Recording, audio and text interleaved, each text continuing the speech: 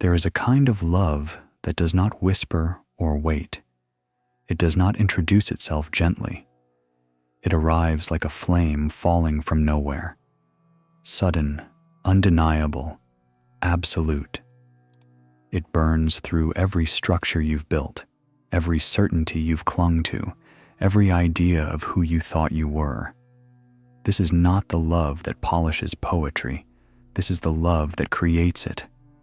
Rumi did not write about love to decorate life. He wrote because love was life.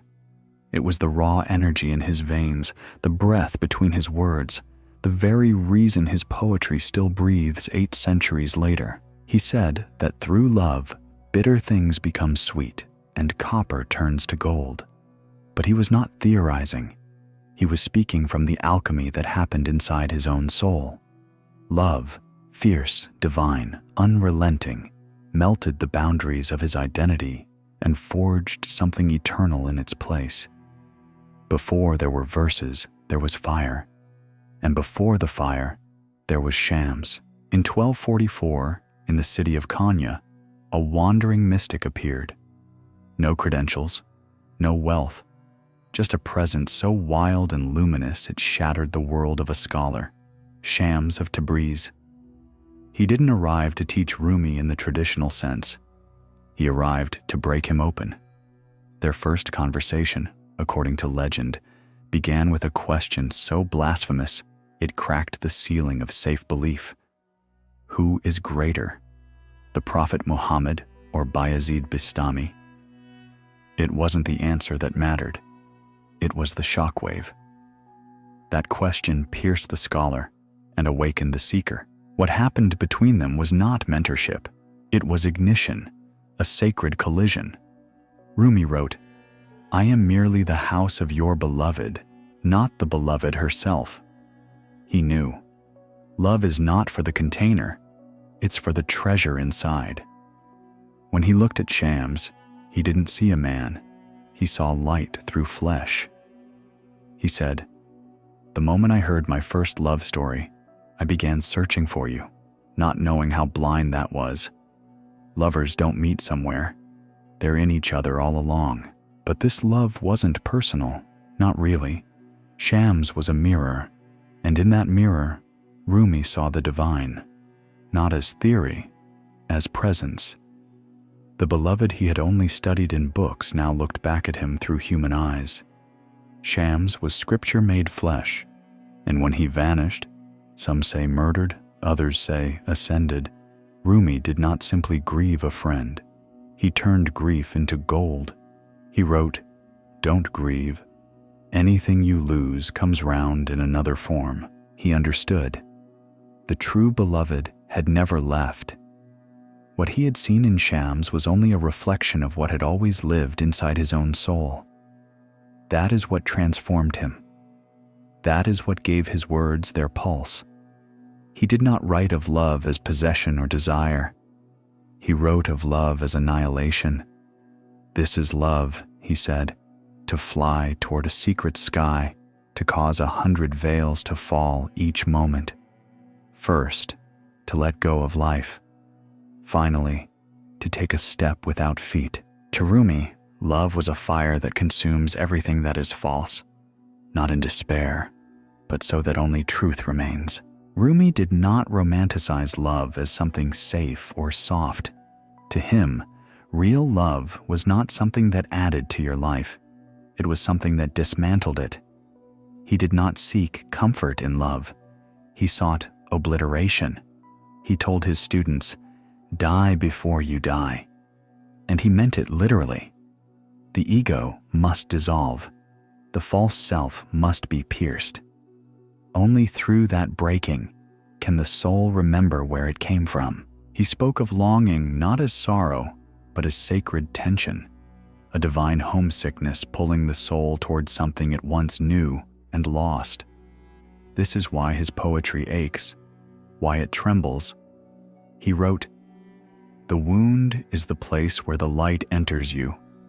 That pain, that void, is not evidence of absence. It is proof of the presence that is too vast for form." This is the paradox that pulses through every one of Rumi's verses. Even in absence, there is union. Even in loss, there is arrival. The longing itself is not a barrier. It's the doorway. The ache is not an interruption. It's the call. He saw no separation between the spiritual and the physical, between the inner world and the outer. He spoke in images, because images carried what logic could not. The moth drawn to the flame, the nightingale crying for the rose, the ocean calling back the drop. These were not metaphors for earthly love. These were symbols for the soul's journey into God. Every kind of love, romantic, platonic, ecstatic, grief-filled, was to Rumi a reflection of the same source.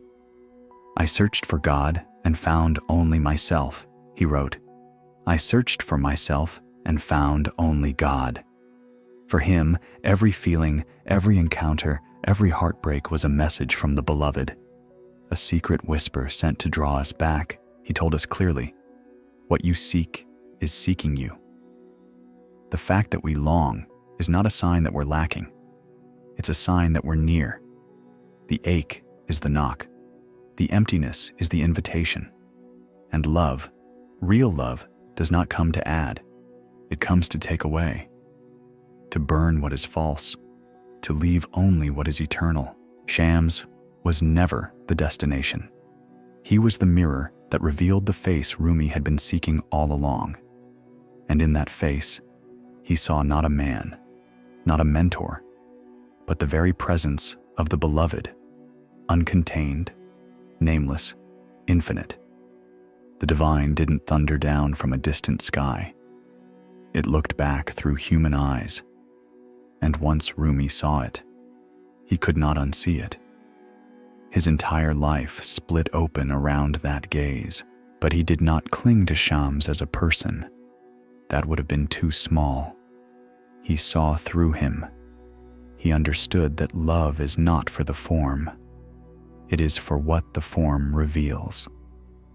Just as the moon reflects the sun's light, but is not the sun, Shams was the surface onto which the infinite projected itself. When Shams disappeared, whether murdered by jealous hearts or swallowed into mystery, Rumi did not collapse. He turned inward. The flame was no longer across from him. It was within. And that realization became the turning point not just of his grief, but of his life. He wrote, "Don't grieve. Anything you lose comes round in another form." That wasn't consolation. It was truth. The true beloved never leaves because it was never outside of you to begin with. What you saw in another was a reflection of the light already flickering in your own depths. This is what gave Rumi's poetry its endless resonance. Not its form, not even its beauty, but its truth. He did not speak of love as desire or satisfaction. He spoke of love as extinction. To love is to vanish, to dissolve, to be undone. With life as short as a half-taken breath, he wrote, don't plant anything but love, because everything else, the fears, the names, the certainties, are dust. What survives is the connection. What endures is the surrender. What burns is the illusion, and what rises from the ashes is God. Longing to Rumi was not weakness. It was holy ache, a sacred pulse pulling the soul toward its origin. He did not try to escape the ache. He leaned into it. He listened to it, because in its quiet pain lived a deeper truth. The ache is not a sign of something missing. It is the echo of something eternal calling you back. He wrote, there is a candle in your heart, ready to be kindled. There is a void in your soul, ready to be filled. That candle, that void, they are not mistakes. They are evidence. They are the fingerprints of the beloved on the inner walls of your being. The very fact that you feel emptiness means there is something real beyond the emptiness. Rumi didn't just describe this ache in abstract terms. He gave it shape. He made it sing. He painted it as the lover waiting at the threshold, the drunk staggering under the moonlight, the moth circling the flame it cannot resist. These aren't metaphors for worldly obsession. They are spiritual blueprints, archetypes of the soul's journey toward reunion. And in that journey, nothing is wasted. Even the ache is sacred. Even the absence is presence. The wound, he wrote, is the place where the light enters you, because it is precisely where we break that we become open. It is where the false shatters that truth slips in. This is why Rumi never asked us to run from pain. He asked us to let it burn, to let it break us open, to trust that the very longing which feels unbearable is in fact the doorway, that our sorrow is not in the way, it is the way. He didn't speak of union as something to be earned or bought or even fully understood. He spoke of it as something already within, waiting to be remembered, waiting for the veils to fall, waiting for the ego to dissolve, waiting for the heart to open wide enough to receive what was never gone. Rumi did not offer God as a theory. He didn't speak of the divine as an idea to be debated or a figure to be feared. He spoke of the beloved, not as distant, but as breath, not as a being above, but as a current moving through everything. He wrote of a nearness so total it became invisible. I am so close, he wrote. I may look distant, so completely mixed with you. I may appear separate. This was the paradox he returned to again and again. The more present the beloved becomes, the more our limited selves feel their own absence. The more love surrounds us, the more unbearable our distance feels. But this is not a flaw. This is the design. It is love that hurts because it is real, and that hurt is holy. Rumi's spiritual path was not built on certainty. It was built on surrender, on the willingness to let go of the illusion that we are in control. He did not teach us to seek God in rules or rituals alone, though he honored them. He taught us to find the divine in the quiet places, the unexpected places, the cracks in our defenses. There is a voice, he wrote, that doesn't use words. Listen. To him, longing was not a problem to solve. It was a sacred compass. He wrote not from detachment, but from burning, from dizziness, from the very center of spiritual intoxication. I am yours, he cried. Don't give myself back to me. This wasn't metaphor. This was lived reality. The ego shattered by the nearness of the infinite. He spoke often of the soul as a reed flute, cut from its source, crying out in song for the riverbank it once knew. And that sound, that ache, is not despair. It is the beginning of awakening. We cry because we remember. We long because we once belonged.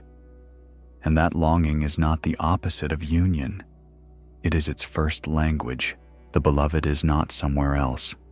Rumi tells us, the beloved is within your very breath, behind your sorrow, beneath your silence, hidden in your hunger. The work is not to go out and find love. It is to clear the path for it. Your task is not to seek for love, he says, but merely to seek and find all the barriers within yourself that you have built against it. Those barriers are not evil. They are fear, pride, shame, attachment, the crust of the false self that is hardened around the soul. And he doesn't tell us to break them with violence. He invites us to melt. Be like melting snow, he says. Wash yourself of yourself. It is not destruction he offers. It is release. It is soft, inward fire, the kind that purifies rather than punishes, the the kind that removes everything that is not truly you, until only the light remains. This is not poetry as decoration. This is poetry as alchemy, as spiritual practice, as direct experience of the divine. Rumi wrote from inside the transformation. He didn't write about the fire. He was the fire. And the words he left are not meant to be admired. They are meant to burn you open. To Rumi, love was never the end goal. It was the road itself. Not something to arrive at after a lifetime of seeking, but something already present in the steps, in the ache, in the questions. The destination was never far off. It was always within, calling softly through longing, through silence, through mystery. Why do you stay in prison? He asks, when the door is so wide open. This path of love isn't about becoming someone new. It's about remembering who you've always been. It's not about accumulation, but peeling away, removing the layers of expectation, identity, and control until what remains is simple, raw, holy presence. He didn't ask us to become saints.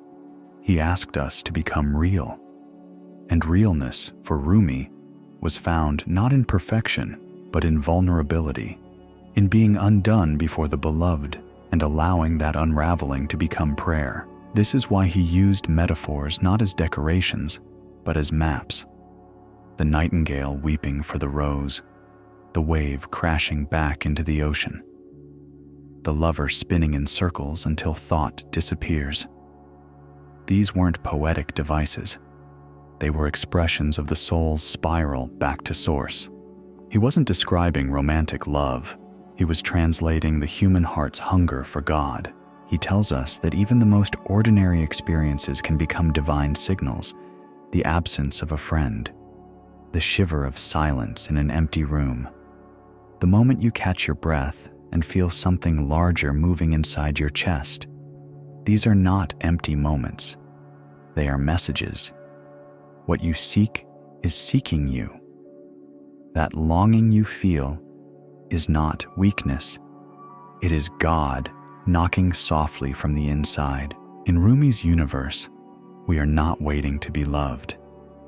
We are learning to recognize the love that is already surrounding us, pulsing through us. The entire spiritual path, he says, is not about chasing something external, but about clearing the way within. And what blocks that love? Not fate, not sin, not distance, but the walls we build: ego, fear, doubt, shame. The beliefs that whisper, "You are not enough, you are too broken, you are too late." But Rumi doesn't shame us for our walls. He invites us to gently soften them. He does not command us to change with force. He asks us to melt, slowly, faithfully, to trust that the soul knows its way back if we would only stop clutching so tightly to what we think we are. In love, he wrote, there is no room for control, no room for certainty. The one who truly loves becomes dust, and in that dust becomes eternal. That's the paradox he lived in fully. By surrendering the self, you find the self. By losing everything, you gain what is indestructible. Love, to him, was not a transaction or a prize. It was a return, not to someone else, but to your own essence. You are not walking toward the beloved.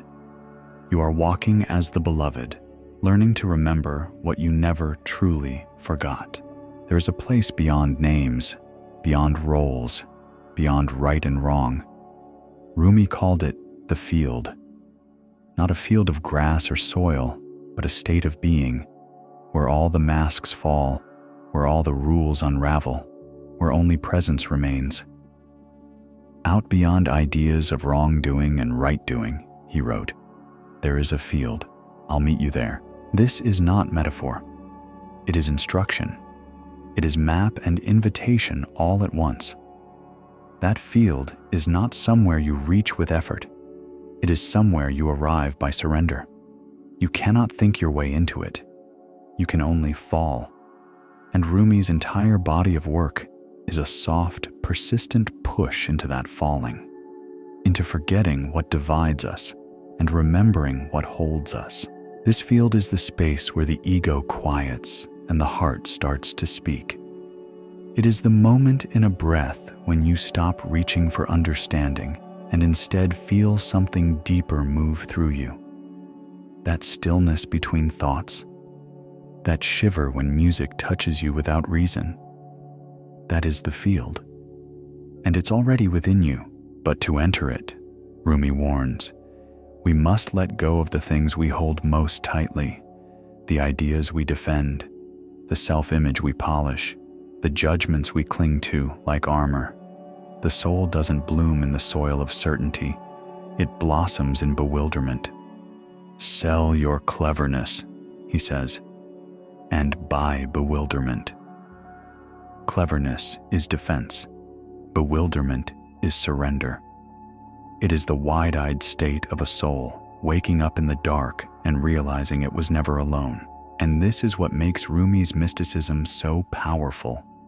It is not abstract. It is bodily. It moves through image, breath, silence, ache. He doesn't tell you what God is. He tells you what it feels like when God touches your ribs from the inside. That moment when you fall apart and it feels like falling into truth. That's the field. In this space, pain is not something to avoid. It becomes sacred. Sorrow is not a flaw. It is a signal.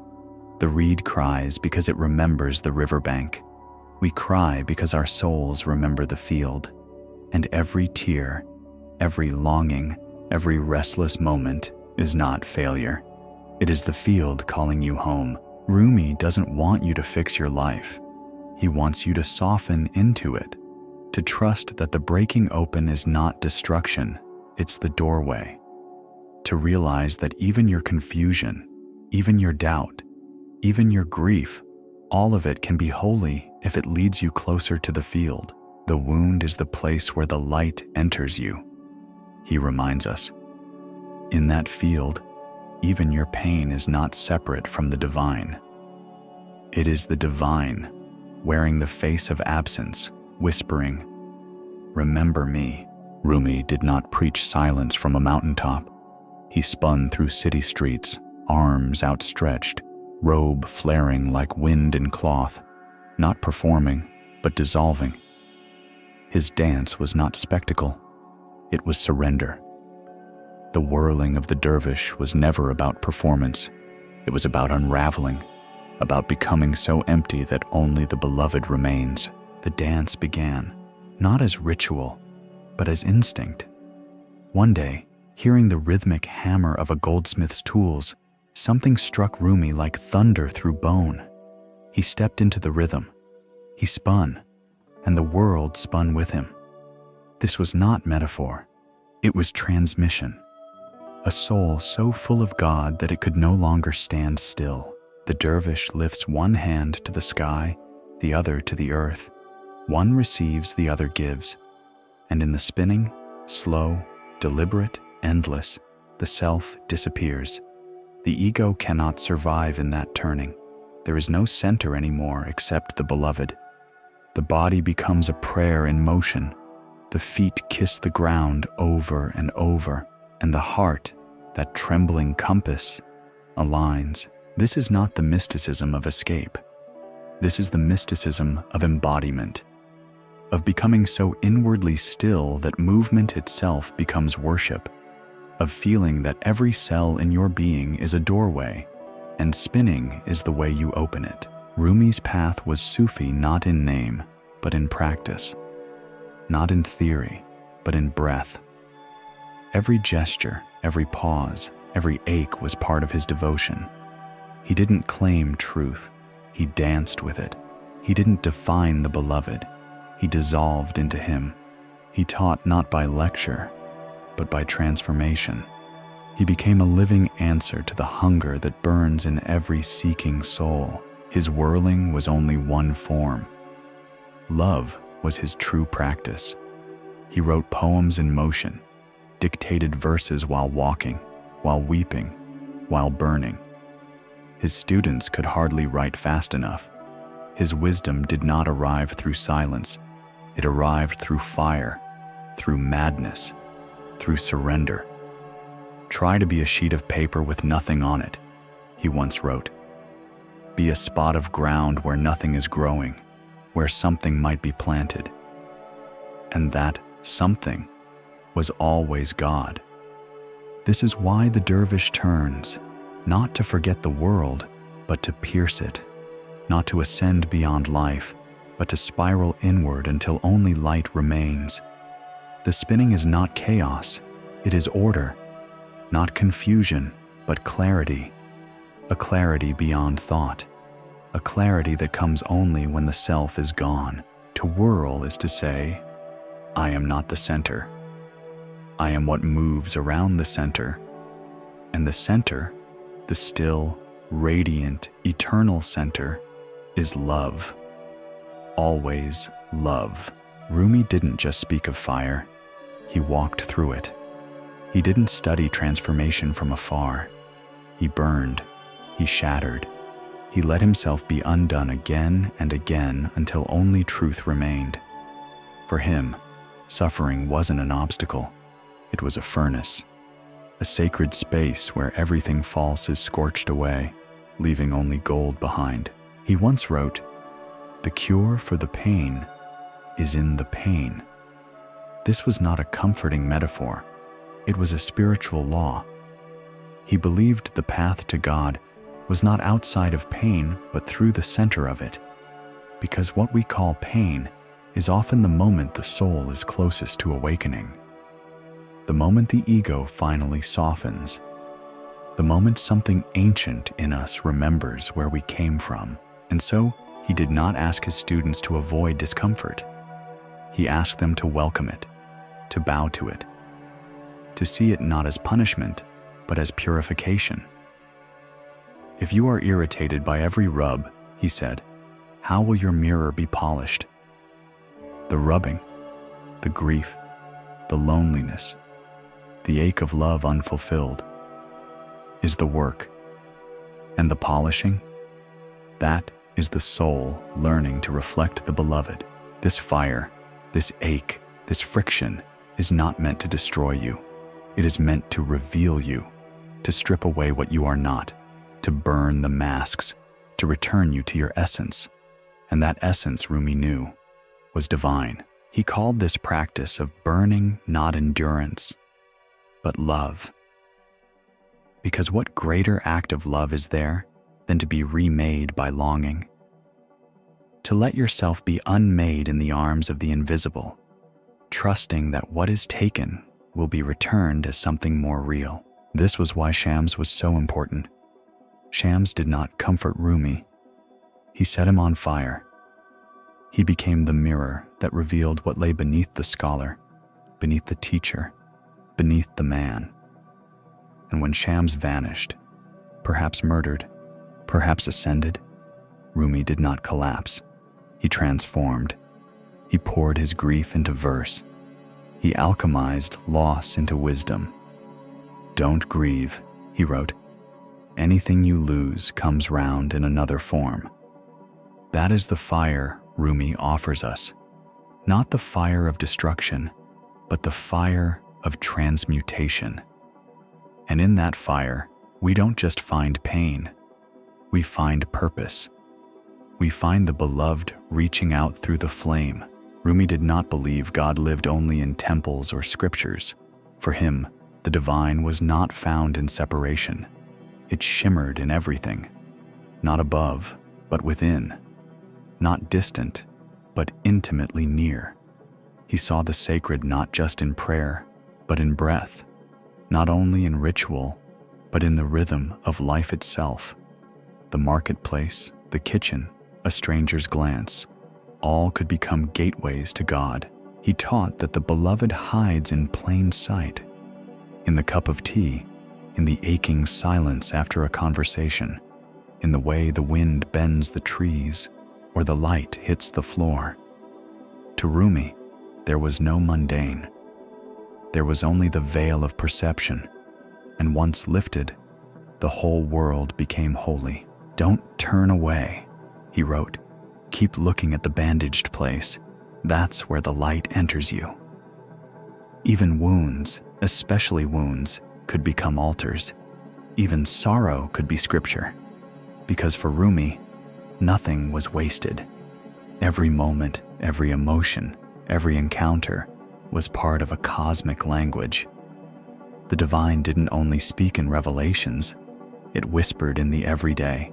He didn't just say, "Seek God." He said, "What you seek is seeking you."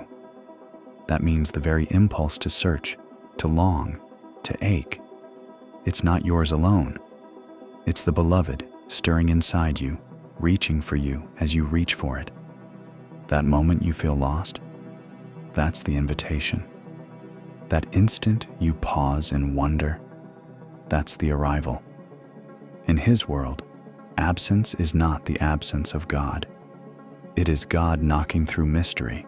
This is why Rumi's poetry is filled with symbols from ordinary life: dust, bread, wine, reed, garden, flame. He never tried to escape the world to find holiness. He dove into it, and in doing so, he shattered the illusion that God is elsewhere. He revealed that here, this breath, this silence, this ache, is the doorway. He wrote, "The universe is not outside of you. Look inside yourself. Everything you want, you already are." This is not metaphor. This is the core of his mystical vision. You are not a vessel waiting to be filled. You are the spring itself, the ocean in a drop, the flame already lit. For Rumi, spirituality was not separation.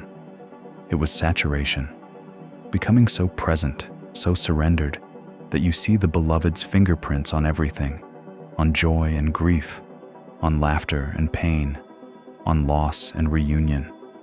This is what makes his mysticism so radical. It refuses to separate God from life, and so the task is not to climb higher. The task is to sink deeper, to pay attention, to allow the ordinary to reveal its hidden face, to walk through the world not as a seeker of signs, but as one who knows. Every moment is a message. Every breath is the beloved speaking. Rumi never claimed to be the beloved. He said he was only the house in which the beloved lived.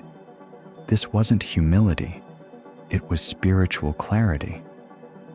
In the mystic's vision, true love is not for the form, but for the light behind the form. What he saw in Shams wasn't a man. It was God shining through a man. He didn't fall in love with the mirror, but with what the mirror reflected. And in that reflection, he recognized something older than memory, deeper than identity, his own face before he was born. This is the heart of his mysticism. We are not separate, not from the divine, not from each other. The beloved is not out there, hiding in the clouds or beyond some future. The beloved is here, behind your eyes, inside your chest, disguised as your own longing. He wrote, "Lovers don't finally meet somewhere.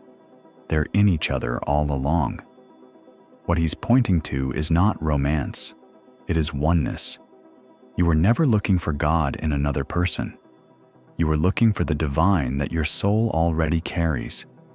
And the people we love deeply, those who awaken something sacred in us, are not saviors.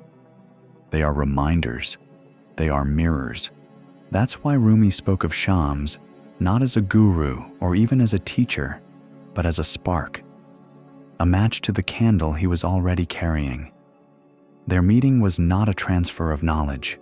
It was a collision, a breaking open, a sacred fire that reduced all intellect to ash and revealed the gold that lay hidden beneath a lifetime of learning. "The moment I heard my first love story," Rumi wrote, "I started looking for you, not knowing how blind that was. Lovers don't finally meet somewhere, they're in each other all along. This is not sentimentality. It's a cosmic axiom. It means what you're seeking has always been within you, that you are not chasing something that doesn't exist. You are remembering something that never stopped existing, and so love becomes not possession, not fulfillment, not even desire. Love becomes revelation, a burning away of illusion, a mirror that shows you not who the other is, but who you really are when all the stories fall away. This is why Rumi didn't mourn Shams as a man. He transformed the loss into a deeper realization. The true beloved was never outside. What he saw in Shams was the face of God wearing human form. When the man vanished, the light remained, because it had never come from another. It had been his own soul's reflection all along, and this is what the mystic teaches. If you look long enough into the eyes of another with love, eventually you will see not them, not even yourself, but the one that moves through both. The face that has no name, the silence that breathes beneath all sound. The beloved. Rumi didn't see the soul as a thing to perfect. He saw it as a thing to remember. To him, you were never broken, only covered, only asleep. And the path was not towards something new, but back to what always was.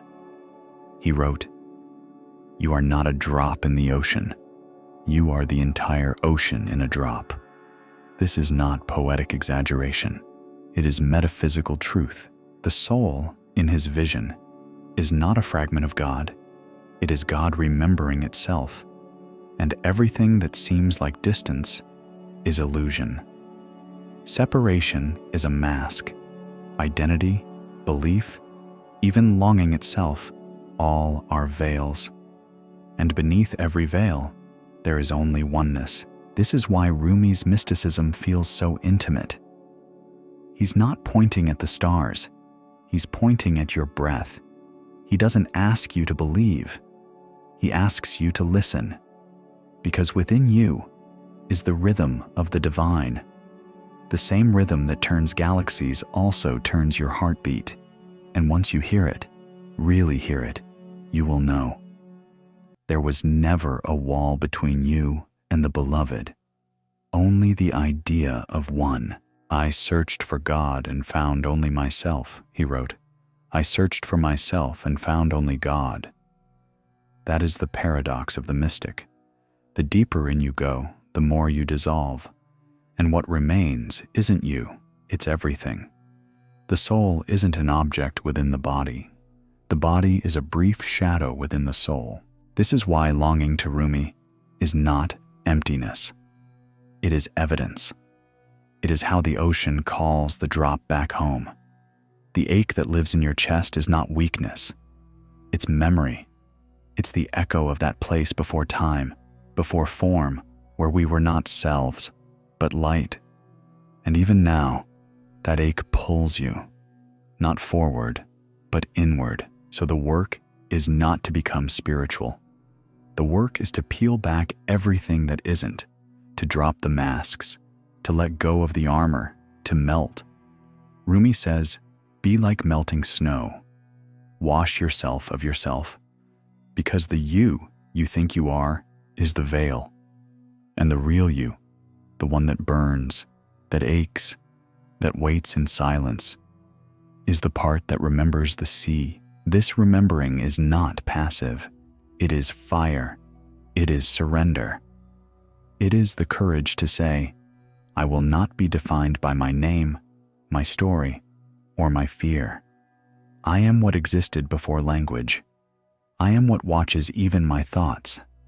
I am the ocean that once believed it was a wave. And so when Rumi tells you to fall in love, he doesn't mean with another. He means with the truth, the one inside your ribcage, the one behind your eyes, the one that says, you have never been separate. You are what you've been seeking. You are the door. You are the one knocking. You are the one who answers. Rumi's path did not end in words. It ended in silence. After all the poems, the metaphors, the weeping verses of longing, what remained was not more language, but the stillness behind it. Because to him, silence was not the absence of sound. It was the presence of something too vast, too sacred to be held in syllables. He wrote, "There is a voice that doesn't use words." Listen, that voice was the beloved. For all his eloquence, Rumi never confused poetry with the truth itself. He used words as windows, as ropes lowered into the soul. But he knew that beyond a certain point, even the most beautiful language must be let go. Not because it has failed, but because it has fulfilled its purpose. The poem is the finger. The silence is the moon. He said, "When the soul lies down in that grass, the world is too full to talk about." That fullness, that unbearable, unspeakable fullness, is not just peace, it's presence. It's the final remembering, the moment when all seeking ends, not in answers, but in dissolution. When the drop dissolves into the sea and realizes it was never apart. To reach that silence, Rumi didn't retreat from life. He moved through it, burning away the veils until only truth remained. He danced, whirled, wept, prayed, taught, but in the center of it all, he listened. And what he heard was not sound. It was the divine pulse beneath everything. It was the stillness inside motion, the flame inside the reed. Silence, to him, wasn't emptiness. It was completion. It was the point where the ego falls away and the soul becomes so transparent that God moves through it without obstruction. He wasn't silent because he had nothing left to say. He was silent because nothing more needed to be said. In that silence, prayer happens without words, love without lovers, union without form. It's the kind of silence that doesn't make the world disappear. It makes it sacred. Suddenly the rustling leaves are a scripture. The exhale of breath is a temple bell. The glance of a child, the grief of parting, the moment of awe, all become liturgy. This is the silence Rumi invites us into.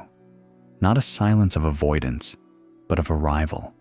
He says, "Don't speak so you can be heard. Speak so you can be." And then, stop speaking.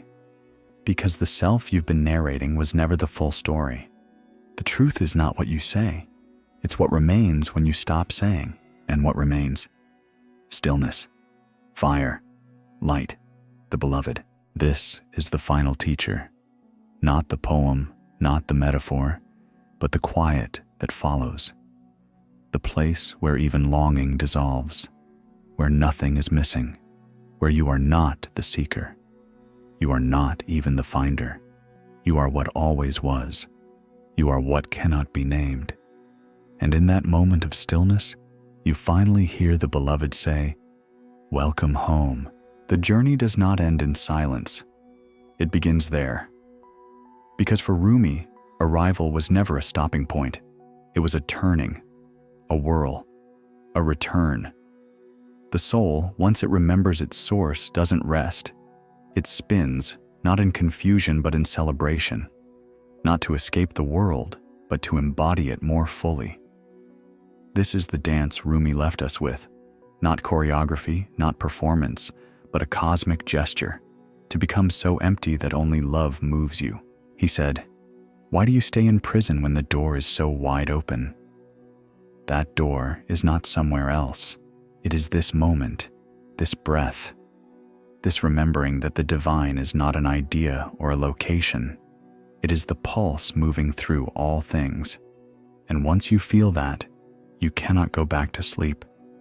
You whirl, not in circles of doubt, but in orbits of devotion.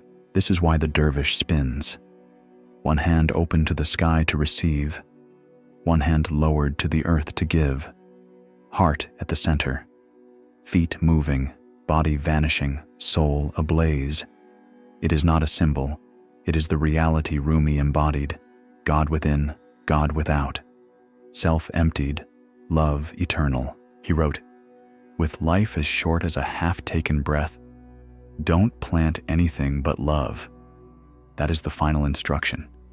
That whatever time we're given, days or decades, must be spent turning toward what is real, not clinging to fear or status or control, not wasting energy on what separates, divides, distracts, but becoming a space through which the beloved can speak. To live like this is not easy. It means breaking, melting, losing the identity you spent years constructing. It means loving with no guarantee of return. It means seeing beauty where the world sees nothing. But for Rumi, this was not sacrifice. This was freedom. This was life. He didn't ask us to become like him. He asked us to become ourselves, fully, fearlessly, finally. He said, "You were born with wings. Why crawl through life?" That's not poetry. That's a mirror.